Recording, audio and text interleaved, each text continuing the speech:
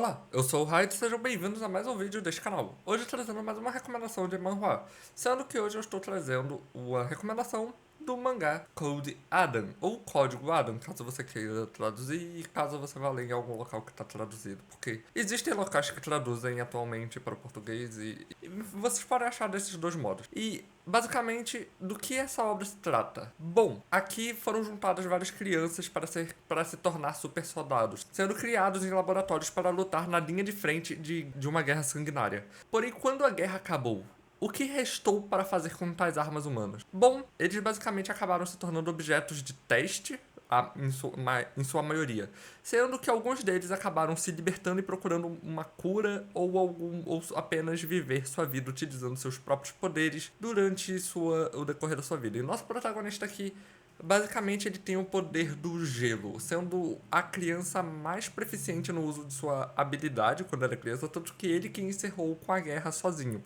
Ele foi a única das crianças que lutou na tal guerra em questão, tendo sido quem a encerrou para que seus irmãos não tivessem que entrar nessa guerra, não tivessem que amadurecer, ver tanto desespero desde sua infância. Sendo que ele e seu irmão mais novo, que acabou perdendo suas memórias da infância, inicialmente estavam sendo utilizados como objetos de teste, tendo sido resgatados por um grupo de pessoas com poderes que são imperfeitos, não são os originais, são meio que como se fosse uma linha defeituosa deles. E eles estão meio que tentando encontrar uma cura para tirar esses poderes para que eles não acabem morrendo. Afinal, por serem imperfeitos, o uso dos poderes acabam desgastando muito os corpos destas pessoas, diferente do que ocorre com os outros experimentos, os originais, que era a linha perfeita de certa forma. Então eles estão tentando encontrar a cura, descobrindo que só ao juntar todos os originais a cura pode ser feita. E bom, a história desse mangá é sem dúvidas divertida. A sua história é bem intrigante e o modo que ela se desenrola, os poderes diferentes que cada um tem, é bem interessante de ver. Sendo que, por mais que o protagonista tenha poder elemental, nem todos vão ter poderes elementais. Tem, por exemplo, um personagem que o poder dele é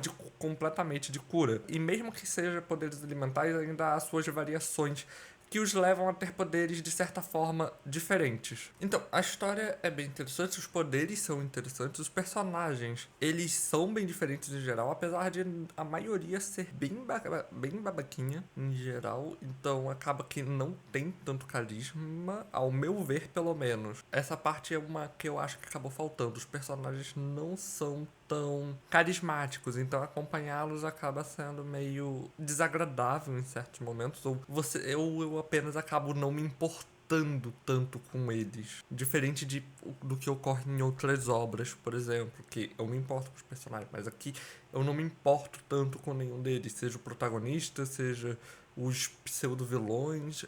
É difícil se importar com algum personagem aqui. Poucos são carismáticos. Isso é algo que eu achei um tanto quanto problemático. A arte e traço é bem diferente do padrão. E é algo que eu costumo gostar bastante em mangás e manhwas. Contudo, ele segue uma certa padronização. Ele só acaba tendo uma quantia relativamente pequena em questão de detalhes. Afinal, a arte dele não é tão detalhada como ocorre, por exemplo, com My Wife is a Demon Queen ou The Beginning After the End.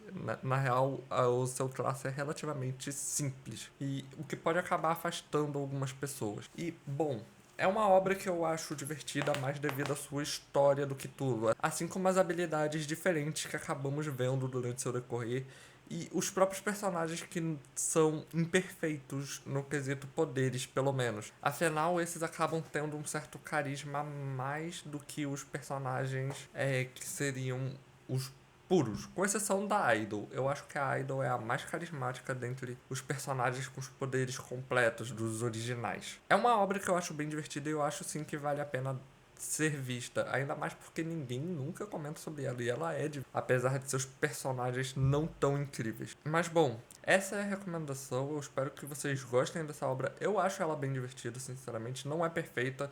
O modo que o protagonista já é o mais forte, em teoria, ele acaba não evoluindo tanto, acaba sendo o irmão dele quem mais evolui, já que ele não sabe usar seus poderes mais, devido à perda das memórias. E os outros personagens, os vilões, digamos assim, também são relativamente interessantes. A irmã dele, eu também acho ela a personagem mais carismática, a que tem poderes ligados a som. E claro, os personagens com poderes imperfeitos eu acho também interessante, porque eu gosto da temática de poderes falhos mais do que poderes perfeitos. Poderes que acabam tendo um custo. É algo que eu acabo gostando, por exemplo, em Unordinary, que quando o John utilizava seus poderes, ele sempre acaba ficando meio louco. É uma obra bem interessante devido a esses fatores, porém ela não chega a ser nada incrível. Na verdade, sua história é interessante, é um tanto quanto inovadora, porém ela não chega a ser incrível. Seus poderes serem falhos é algo que eu gosto bastante, principalmente envolvendo os outros personagens que não os principais, digamos assim. Afinal, é uma temática que eu em si gosto quando o poder é falho, quando o poder não combina com o portador dele, quando ele meio que tem um preço a pagar sempre que usa o poder. É algo que eu acabo gostando bastante. Mas, bom, essa é a recomendação de hoje. Eu espero que vocês gostem da obra e nos vemos na próxima.